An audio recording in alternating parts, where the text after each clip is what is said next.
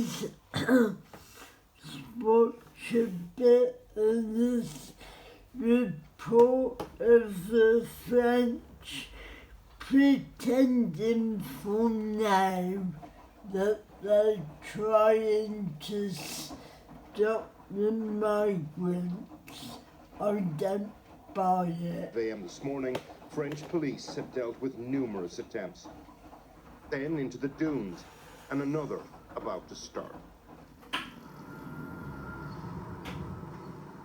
So it's quite rare to see this. The big dinghy has obviously arrived in boxes. They've taken it out. You can see them pumping it up behind the dunes here. They're putting on their life vests and a launch is about to start. The drone was up earlier, so we know that the police know that this group are here. Annual figures on asylum claims published today show applications are at a near 20-year high. The number of people crossing in small boats set to reach record levels this year. And the vast majority of those people apply for asylum when they arrive. The surprise for some will be that Albanians make up an increasing proportion of those trying in this way. In the dunes, a spotter signals to the group that there are journalists, but that the coast is clear of police. Have you got many Albanians with you? Although no one wanted to be interviewed, we were able to establish that there were a handful of Albanians in the group. Today, the UK and Albania renewed a pledge to rapidly remove those entering Britain in this way. In the dunes, it was time to move, to make the dash for the beach.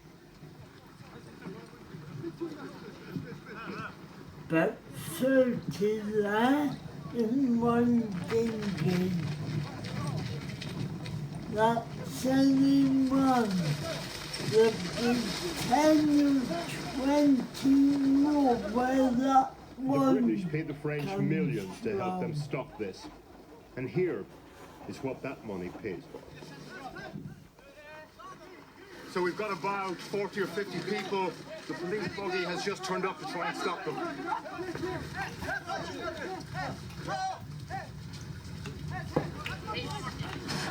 One officer immediately punctures the giant dinghy.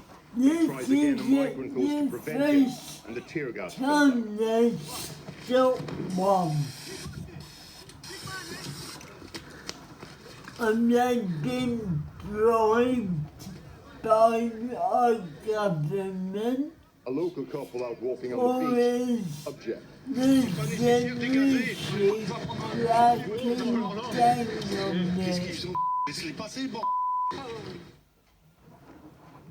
And with that, the retreat back into the dunes until the next time. This wasn't the only attempt we witnessed in 24 hours on the beaches of northern France. Yesterday, we arrived on a busy beach near Calais in the middle of the afternoon, just after police foiled another attempt. Wait here! Wait here! What is that? I've been covering this story for many years. This is a first for me. It's about 4 o'clock in the afternoon on a touristy beach. 25 police officers have showed up and about 30 or 40 migrants have head over the dunes here. This is just after Monday's record daily high. What we're seeing is a new trend. Police sources are describing it to us as migrant flash mobs, where hundreds of migrants arrive on one beach and try to overwhelm the police, try to overwhelm them in terms of numbers. This time it's a Welsh family on holidays with their political tuppence worth. Don't come to the UK, they'll send you to Rwanda. There is, of course, plenty of electoral appetite for something to be done to curb migration flows. But the one thing that unites those on these frontline beaches, both police and migrants and refugees, no one wants to be doing this. And the faces of some police officers were blurred in that report after a request from the French police that lower-ranking officers should not be identified. Porrick, extraordinary images there that you captured on the beaches of Calais. But tell me about the Albanians. Why so many Albanians, as far as you know?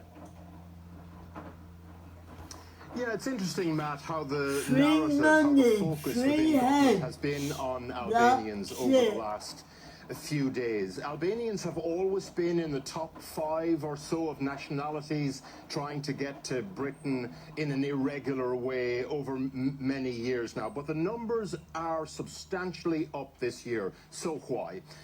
Economics, for one thing. Many of these migrants coming from Albania are economic migrants, but there is more to it.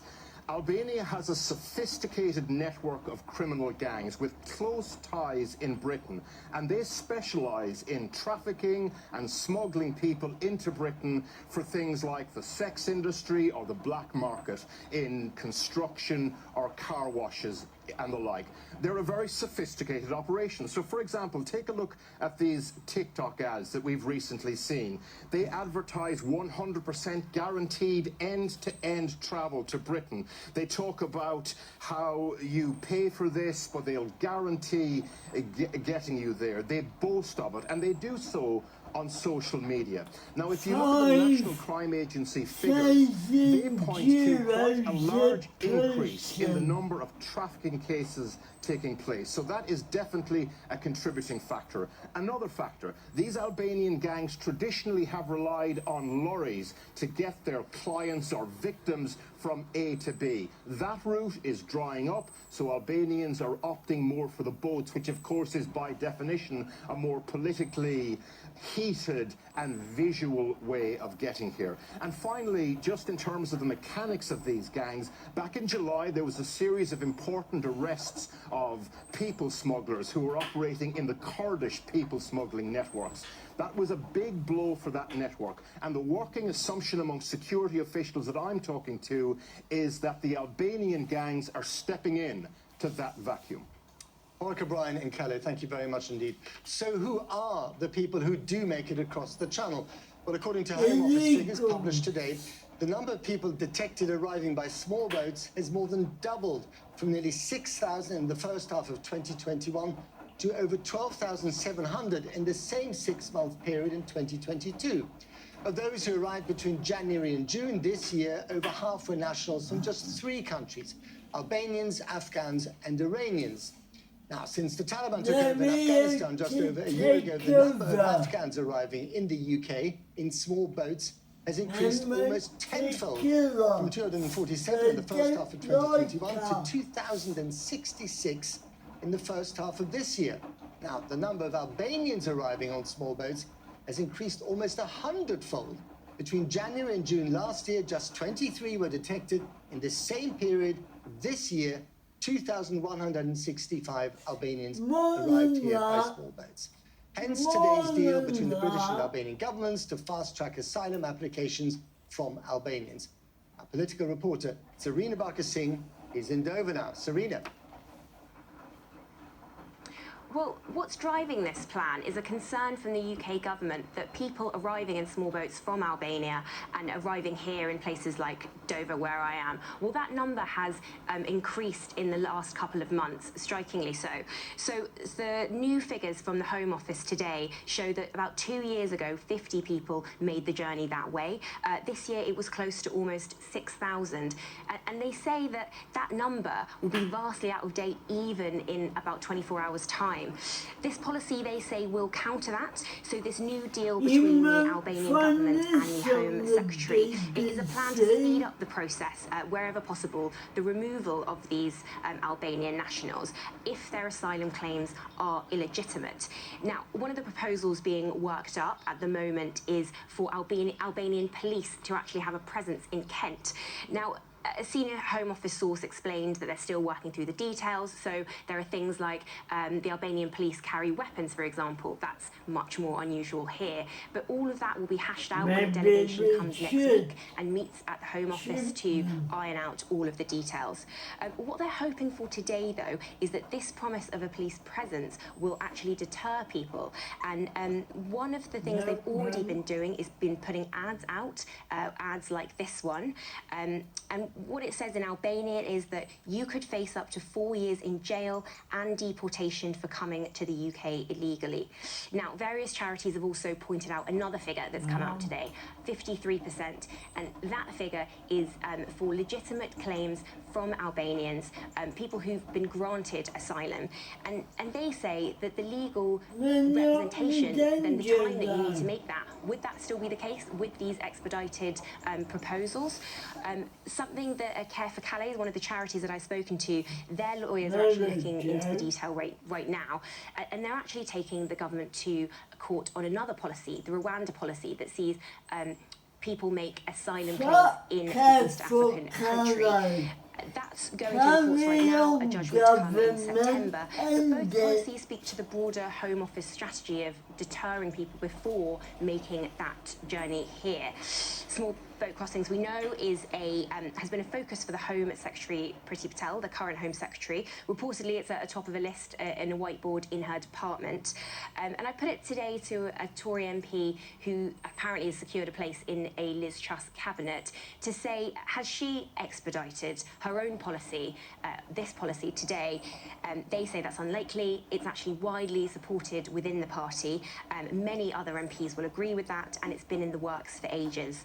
Whether it works in practice, well, that's a challenge for the new Home Secretary and also for the new Prime Minister. Sarina Barker-Singh, thanks very much indeed. Well, in a moment, we'll be talking to Conservative member of the Home Affairs Committee, Tim Lawton. But first, I'm joined by Daniel Sahaji from the anti-child trafficking charity Love 146, which works directly with Albanian trafficking survivors. Daniel, thanks very much for coming on the programme. I mean, as we saw in Porrick's report and also Sarina's report, this primarily seems to be a problem about trafficking gangs working out of the UK, bringing people over from Albania, rather than Albanians leaving Albania because it's a miserable place to live, life's unbearable, it's insecure. How do you tackle that particular problem? Part of the issue is that it's not just Albanian gangs in the UK, it's Albanian gangs actually in Albania, obviously, and they have very close ties to the state at times.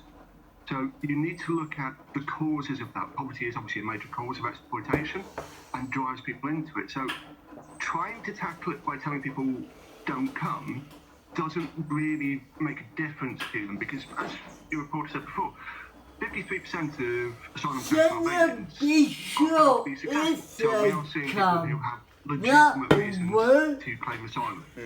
And you need to focus on that side of it so that you can then start tackling the trafficking gangs at source as well, and finding ways to protect those who need it.